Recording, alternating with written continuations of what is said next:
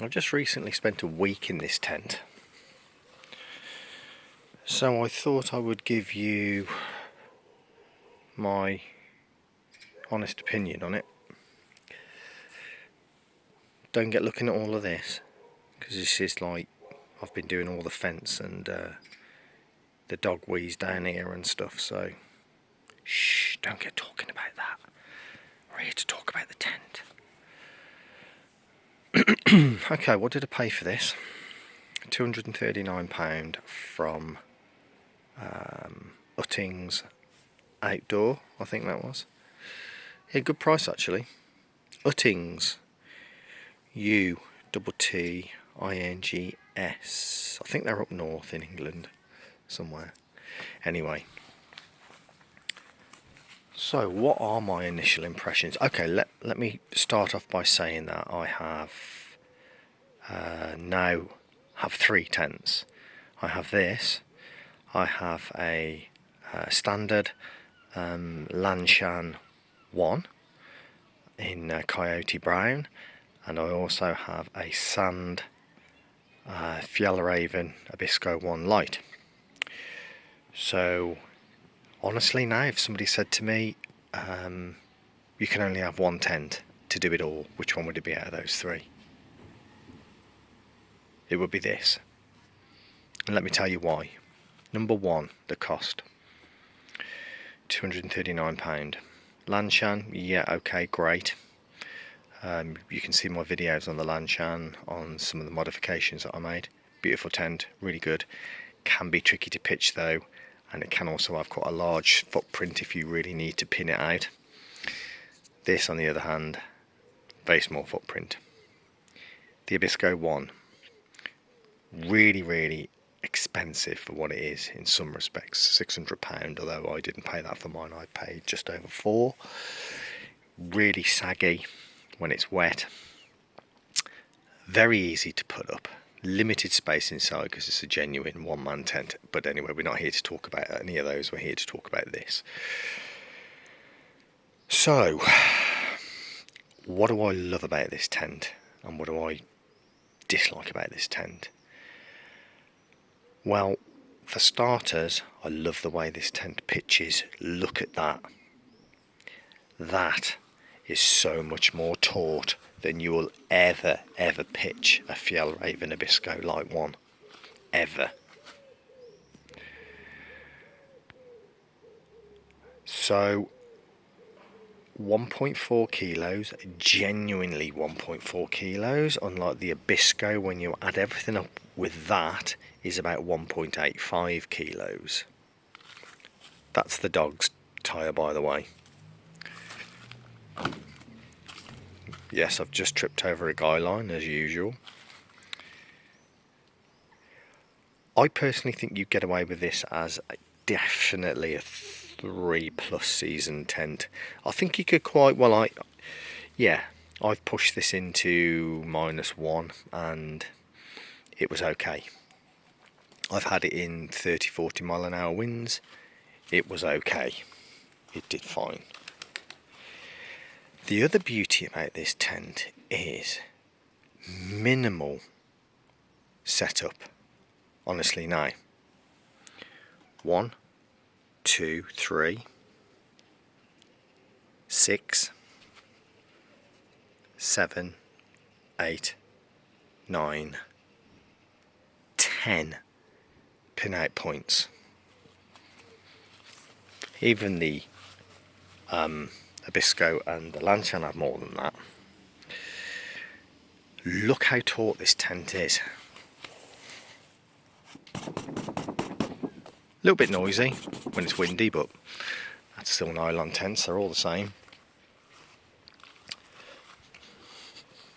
Modifications to it? Yep, as usual. I have tied the inner and the outer together. So basically you have a bungee under there, tied it to the fly point here, and that makes for a nice quick setup. These are invaluable for just tightening stuff up. Another little mod Just a little stainless ring there, just helps this to glide through, and then just a bit of dynamitide on the end. So the best tip I'll give you for this tent is this pole here needs to be slightly angled out. Look what happens when it's not. Watch the top. Look at that. And no matter how much you tighten this up now, it won't make much difference. You've got to get that pole angled. And you can see the bow in the fly straight away. There you go. Quick pull on that tensioner. Yeah, brilliant. Like the pegs, very similar to the DAC V pegs that are on my Abisco. Not had any problems with these bending, and I've put them in some pretty tough ground.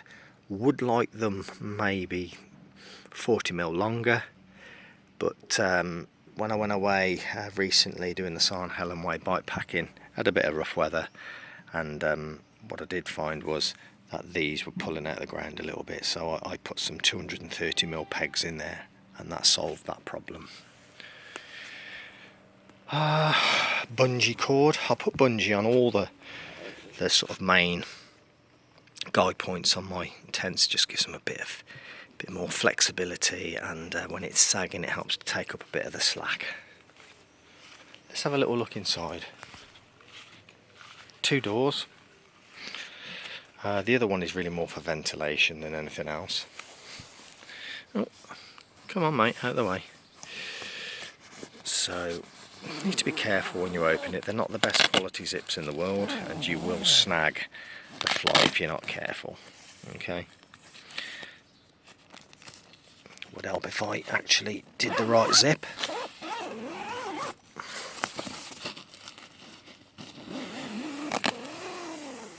Dual zips, by the way, so you can open the top up for a bit of ventilation if you're cooking.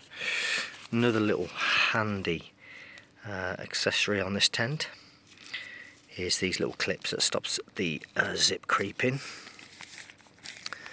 You have the TBS, which is the tension band system, which is another guying point which attaches down to the bottom, and it clips in internally, which I'll show you in a second. Right, door tie-out points, absolutely horrendous. They are awful. You've got a toggle here. I don't even know whether I can do this with one hand, if I'm honest.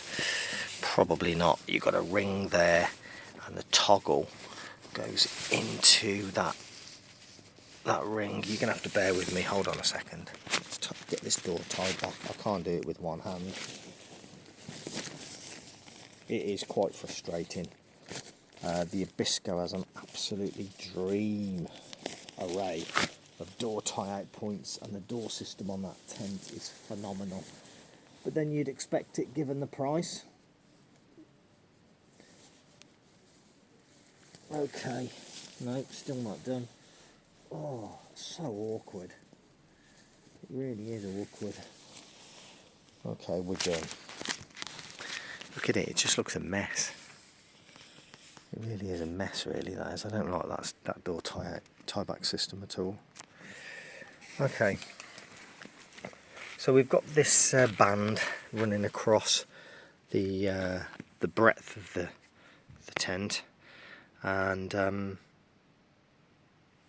this keeps the rigidity and the strength in the poles, and it's got a nice feature where you can undo this toggle here, and you can push the bathtub back, and it gives you more vestibule space. Quite frankly, I've never had to do that when I've been cooking. There's more than enough space here. Okay, another thing, these are the things I don't really like, are the zips. Are quite difficult sometimes to undo with one hand. They can be a little bit draggy. Okay, inside it's a spacious tent. To put it into perspective, this mat is 1 metre wide by 2 metres long, so that is all the way to the bottom, and we've got quite a lot of space left. I'd say probably a good 150-200 mil there, look. let's talk about the ventilation. Okay, so we've got a mesh outside there, and then we have an internal one. We've also got a piece of mesh here for ventilation, and you can open the door, he says, with one hand. See, it is quite difficult to do with one hand. So it would be nice if this zip actually went up here as well, but it doesn't. So as you can see, another zip to door there. No vestibule space down the side there at all.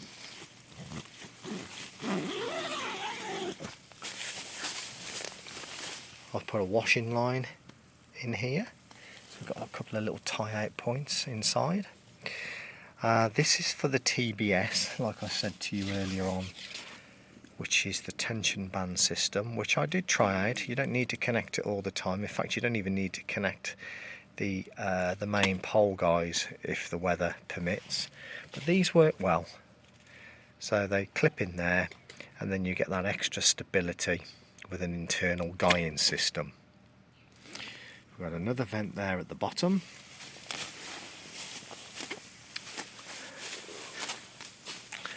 I've put some bungee on this door tie out here. It's just not good. It's really not good. And basically what I tend to do sometimes is I just tuck it up. You've got a pocket there. It's very limited on storage in this tent.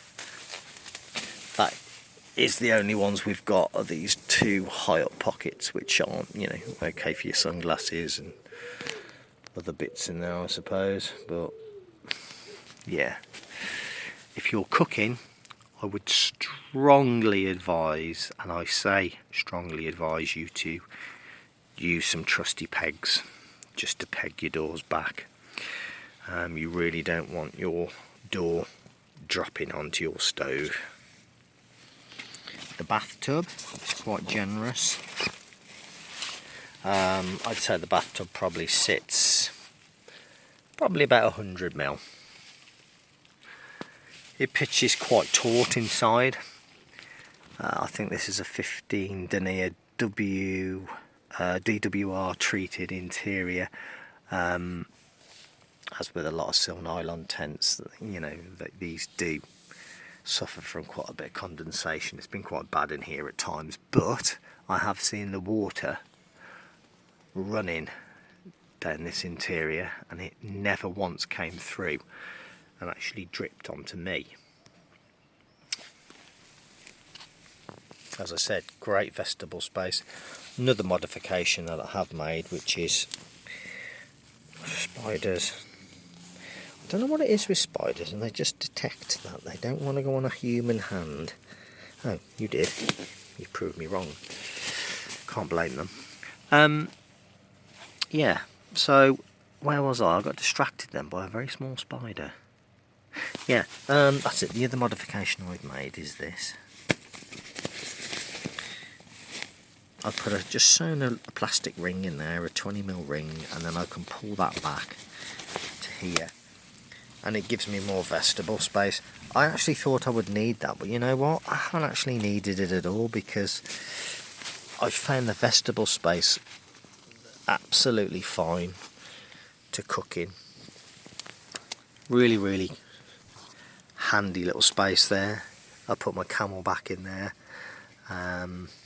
I don't put my boots in there, shoes in there, having seen somebody's boots get nicked by a fox. Likelihood of that is probably really remote, but it did happen to somebody. I can't really imagine riding my my bike without my shoes. That would be, yeah, let's not even think about that. So space wise, I mean, you've got a lot of space in here, a lot of space. I mean, okay, it's technically it's a 1.5 man tent, isn't it, really? I wouldn't want to, you could have somebody in here with you if you got on with them really well and you were both of a slight build. or if you've got one of your kids with you or your dog with you.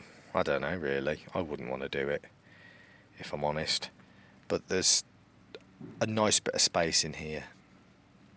Headroom wise, I'm 5'11", which probably doesn't mean that much really, because you know that torso length is it's different in everybody, isn't it? So you can be 5'11" and have a short torso, or you could be 5'8" and have a long torso. So when people say, "Oh yeah, I'm 5'11" and I can sit up in here fine," well, you may have a short torso, yeah. But for me,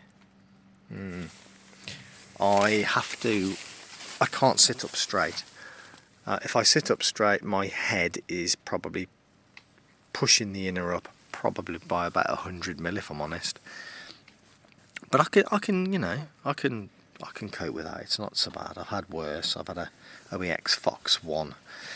That was awful. I'd say the interior is probably around about, realistically, about 90 interior. In fact, I think I measured it at about 90. It's probably got a little bit more headroom than my Abisko 1.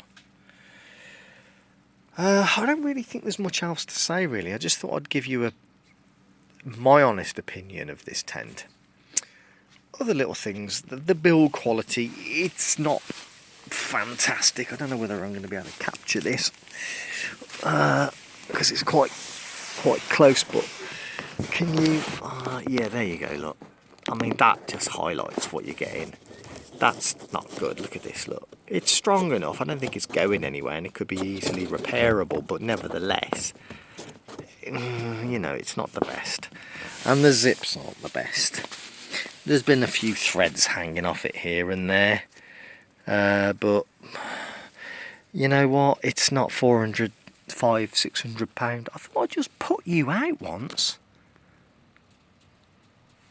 It could be your brother. Come on, you don't want to be stopping in here. It's not good. Out you come. Come on. Don't mess about now. Now you've fallen off. Oh, no you haven't. You made a web in here already. That's not a good idea because this tent's going away soon. There you go. Come on. Oh, what's that? Oh, it's the birds on the feeder up there, isn't it? Look at them. Look. Alright, you two? Alright? Yeah. I see more. So yes, brilliant tent. Would I buy it again? Oh, absolutely would I buy it again. Brilliant. If anything happened to it, I would buy it again. I only bike pack probably 2 or 3 times a year, so I can't attest to the longevity of this tent. If you're using it week in, week out, I don't know. I don't know how it would fare. It's a 15 denier sil nylon fly, so probably not the most durable, but you know what, for the money, sorry kids, for the money I don't think you can go wrong, if I'm honest. £230. Well, no, £240 is what I paid for it. But yeah, the other thing was the guy lines. They were really short as standard. So I bought some 2mm Dyneema, and I've extended the guy lines out on this because they were really short, to be fair. But yeah, really solid, very comfortable tent. I've got to be honest, I can't really say any more about it than that. Maybe if you've got some questions, or maybe that I've not covered something that you want to know, you know what to do. Ciao ciao, happy camping.